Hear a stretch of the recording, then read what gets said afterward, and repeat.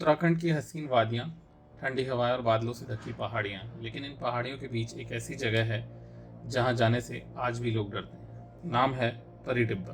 परी टिब्बा मसूरी शहर के पास उत्तराखंड में स्थित है। ये जगह मसूरी के लाल टिब्बा से करीब 3 किलोमीटर की ट्रैकिंग पर पड़ती है। ये वो जगह है जहाँ न केवल परियों की कहानियाँ जुड़ी हैं, बल्कि असली घटनाएं भी।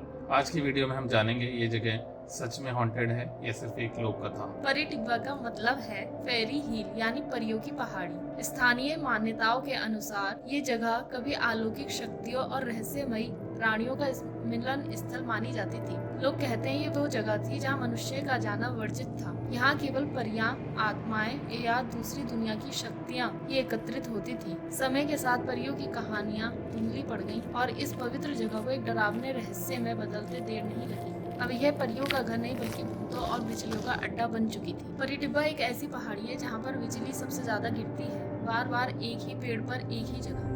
वैज्ञानिकों ने बहुत बार जांच की, कहा गया कि मिट्टी में कोई खनिज हो सकता है या शायद चुंबकीय क्षेत्र, लेकिन कोई ठोस जवाब नहीं मिला। ब्रिटिश अफसरों ने भी 1900 के दशक में लिखा था कि यहाँ अचानक आग लग जाती है, खासकर तूफान के बाद। घास गीली होती है फिर भी जलती है। स्थानीय लोग एक पुरानी घटना याद करते हैं। एक लड़का और लड़की चोरी छिपे परी टिब्बा पर मिलते थे। एक दिन तेज आंधी और बिजली के बीच दोनों मरे पाए गए, जले हुए, मगर उनके आसपास की घास और पेड़ बिल्कुल सही सलामत थी। पुलिस भी नहीं समझ पाई कि सिर्फ उनके शरीर क्यों जले।